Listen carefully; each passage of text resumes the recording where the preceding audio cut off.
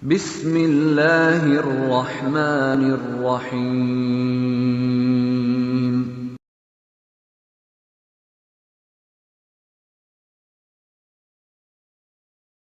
Tanyakan bagaimana sikapnya tentang jamaah. Ini dalam memahami jamaah. Yang membedakan dai sunnah dan dai bidah, lihat bagaimana sikapnya tentang al-jamaah. Apa itu jamaah? Ini kalau tanya apa itu jamaah, dia jawab dengan jawaban yang benar, itu berarti dia dai sunnah, di atas sunnah. Jelas ya? Sebab kalau dia tidak mengerti jamaah di dalam sunnah, dia pasti keluar di dalam, pasti masuk di dalam bid'ah. Jamaah itu dalam pengertian Islam itu hanya kembali kepada dua perkara. Yang pertama, jamaah bermakna jamaatul haq, Rasulullah sallallahu alaihi wasallam dan para sahabatnya. Itu jamaah yang pertama. Dan jamaah yang kedua bermakna kaum muslimin, umat Islam di dalam sebuah negara dipimpin oleh kepala negara. Itu namanya berjamaah. Iya. Itu namanya berjamaah. Baik. Karena itu kalau orang belajar sunnah, itu pasti orang yang belajar sunnah itu dia mengerti. Sekarang dia di Indonesia ini dalam pimpinan kepala negara, dia sedang berjamaah. Dia paham itu kalau dia belajar sunnah. Dan dai yang mengajak kepada sunnah pasti dia akan memahamkan seperti itu. Akan memahamkan seperti itu. Jadi ini dua penafsiran al-jamaah. Betul, kalau kita baca dalam rincian penafsiran itu semuanya ada 6 penafsiran.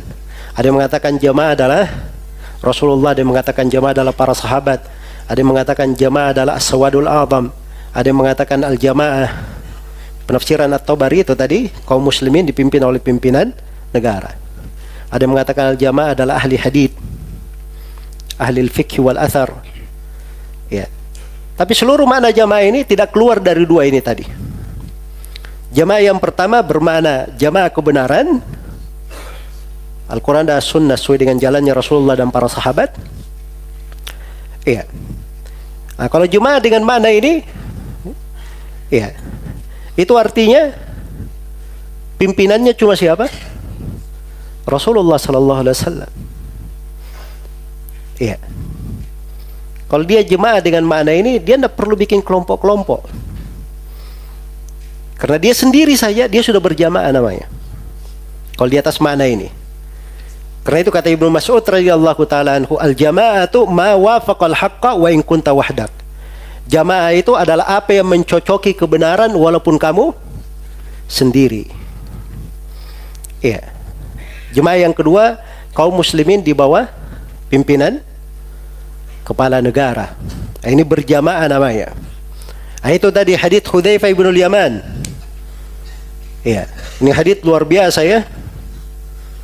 Iya. Ini hadits betul-betul tidak suka didengar oleh kaum hizbiyin. Ya. Jelas ya?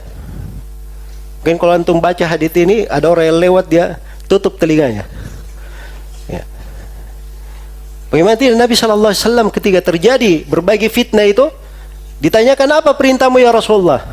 Kata beliau, talzam jama'atal muslimin wa imamahum. Kamu berkomitmen dengan jamaah kaum muslimin dan imam mereka. Nah, ini jamaah ini. Jadi ada apa-apa, jangan ke kanan kiri. Ya.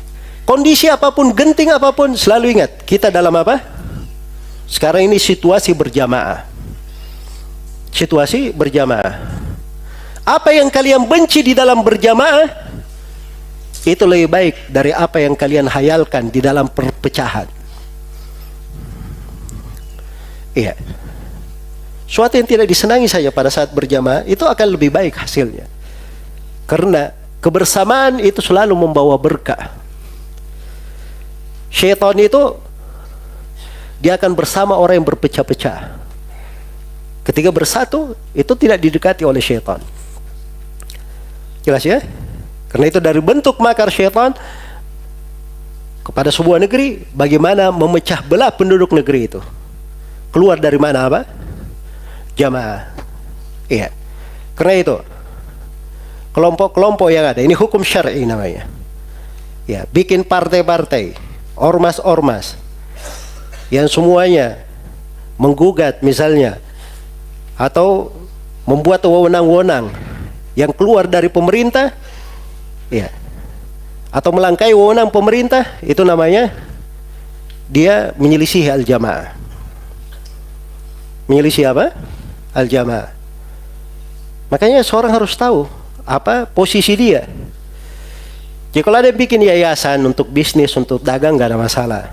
Yayasan pendidikan memang pengaturan legalitas untuk sekolah, ya, sebagai apa namanya, maslahat-maslahat yang diperlukan di dalam menjaga aset misalnya, di dalam menjaga pengaturan pengawasan dan seterusnya, ya, itu sudut yang diperbolehkan.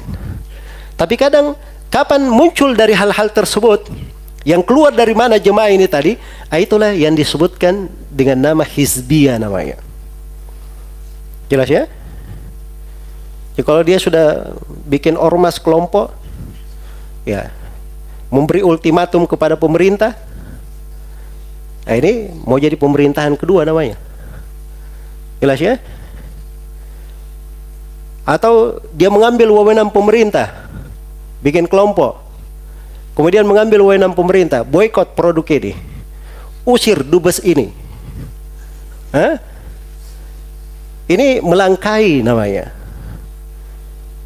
Jadi ini yang repot, orang-orang masuk di dalam pembicaraan agama, tapi dia tidak berjalan di atas apa? Kaidah-kaidah agama. Jamaah itu adalah manhaj. Ahli sunnah wal jamaah itu adalah akidah. Ahli sunnah wal jamaah itu ada akhlak, etika-etika yang merupakan simbol dan cirinya. Salah satunya seperti itu. Dia tidak keluar dari mana jamaah.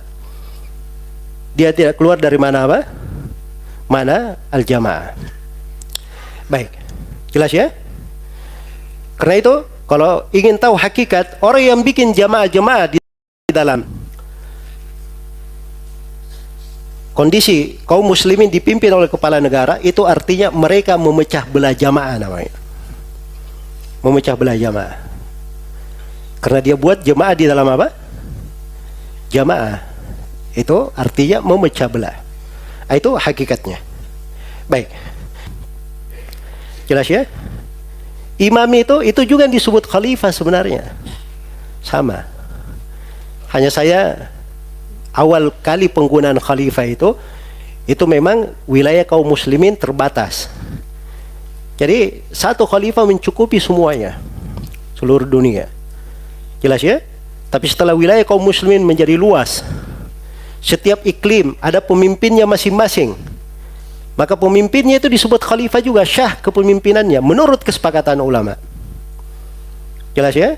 Jadi kalau ada orang-orang jahil seperti Hizbut Tahrir yang mengatakan bahwa pemimpin itu harus satu dan memimpin seluruh dunia, itu namanya kejahilan. Ya, tidak kenal apa yang dinamakan dengan apa?